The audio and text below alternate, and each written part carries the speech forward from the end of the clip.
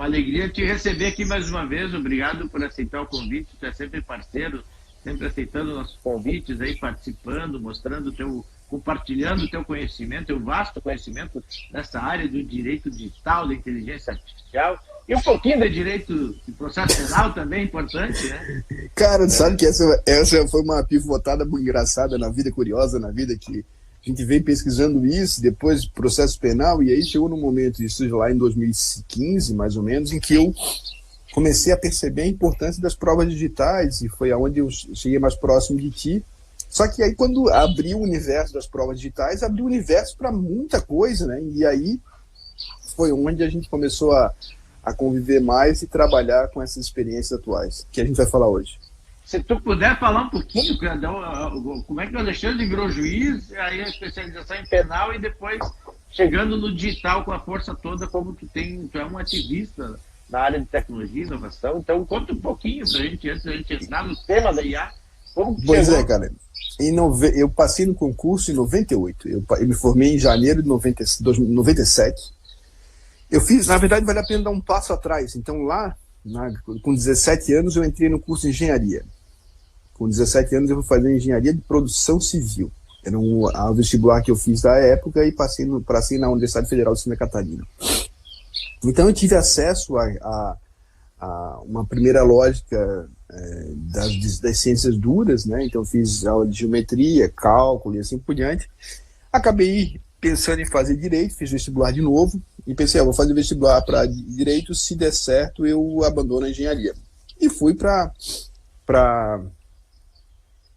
fui fazer direito, me formei em janeiro de 97 e tomei posse como juiz, tive um concurso na sequência, eu passei no primeiro concurso e assumi em 98. E desde então, isso que vale a pena contar, né, Piccoli, que quando eu passei no concurso em 98, eu tinha um Pentium, que era uma maravilha, era uma sucessão do 486, eu achava o máximo um Pentium, um negócio, uma carroça daquele tamanho, né, lá para tudo quanto é lugar, feliz da vida.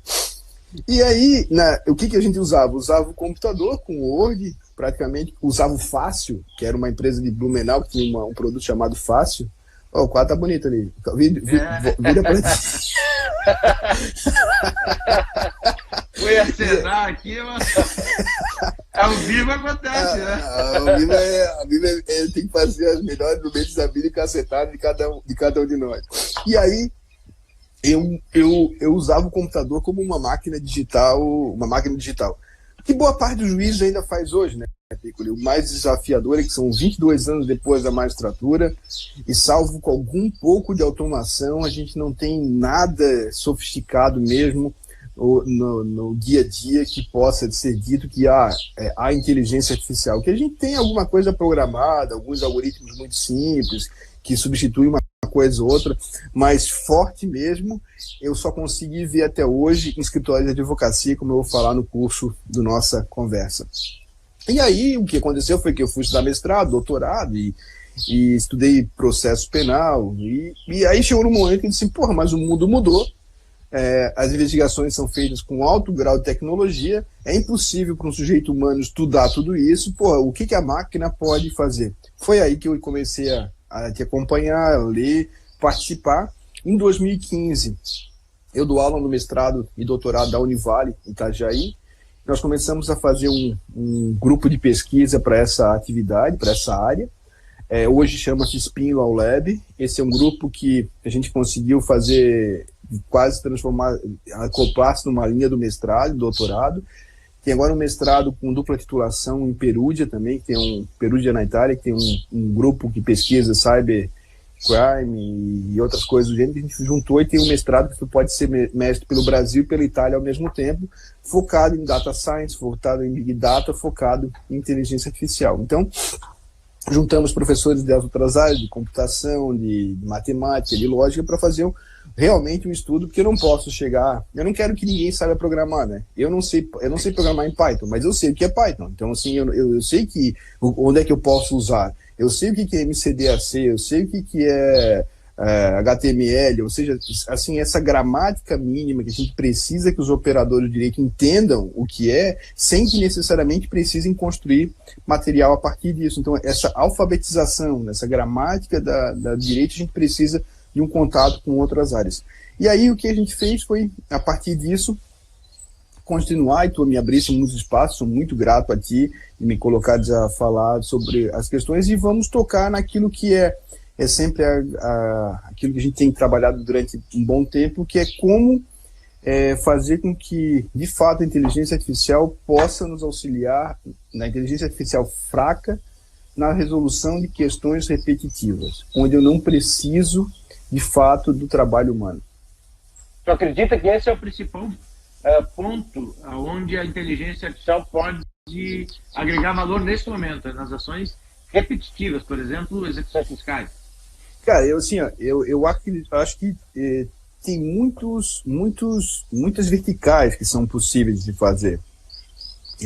Hoje, como você já viu, na investigação criminal, é um potencial incrível. Então, hoje as unidades de inteligência que a Polícia Civil tem, o Ministério Público tem, o Ministério Público Federal fez uma licitação com uma empresa que ganhou um valor milionário para construir um grande Big Data. O Supremo Tribunal Federal hoje tem a decisão, cassou a MP do Bolsonaro para que fosse tudo cedido, as informações fossem todas cedidas. Por quê? Porque você tem hoje capacidade cognitiva de fazer interrelações que antes eram impossíveis. Então, existe todo um local nisso. Mas aquilo que tem mais impacto para o Poder Judiciário, que é onde a gente decidiu falar, é que eu tenho um espaço muito longo ainda em poder utilizar a inteligência artificial no dia a dia em questões de construção de caso. Mas eu tenho um grande impacto hoje naquilo que é repetitivo. E vou te dar um exemplo nessas questões. Eu trabalho com um time. O time é a Bárbara Guasque, o Otacílio Isaías da Rosa, Jaime e Paula, são meus pós-doutorandos da Univale. E também com o Ademar Paes Júnior, que é médico e é doutorando comigo. Esse time faz o quê? A gente decidiu fazer um levantamento de como funcionam as decisões em matéria de saúde e em matéria bancária. Então, nós levantamos 21 teses, fizemos o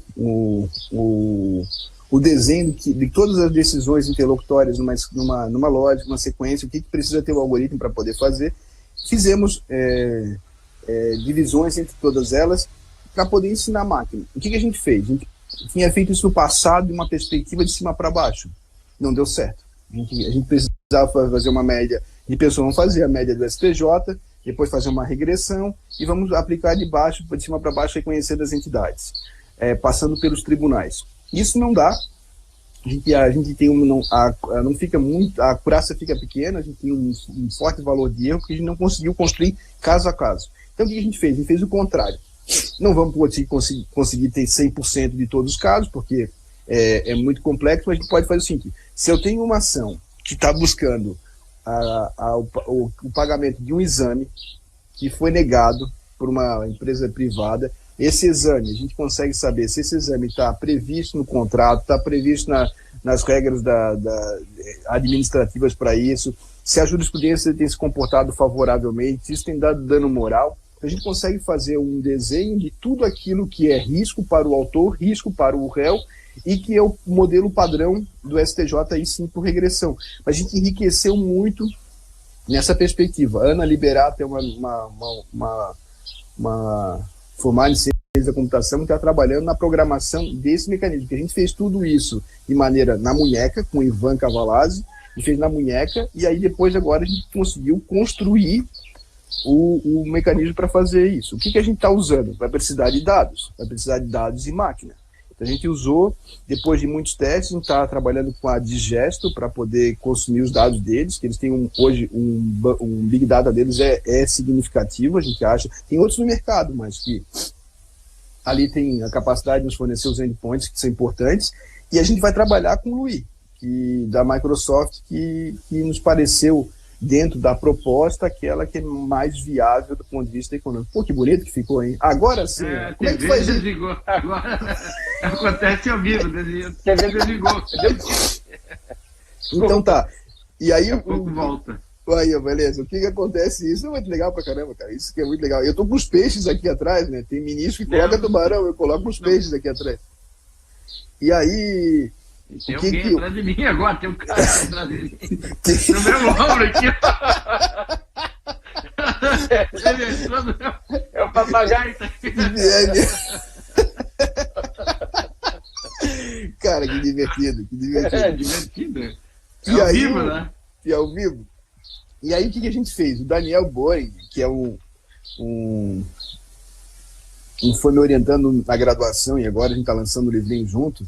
É uma coisa muito legal. O que a gente pegou? O Daniel tem 22 anos, é um guri assim que é fantástico. Sabe por quê? Você deve passar por isso, né? Todas as pessoas que chegam para ti e dizem assim, eu quero estudar inteligência artificial. Aí a pessoa diz assim, que legal. A gente disse, o que tu leu? Aí a pessoa li 2 artigos no UOL. Porra, então... Agora vai. Então, assim,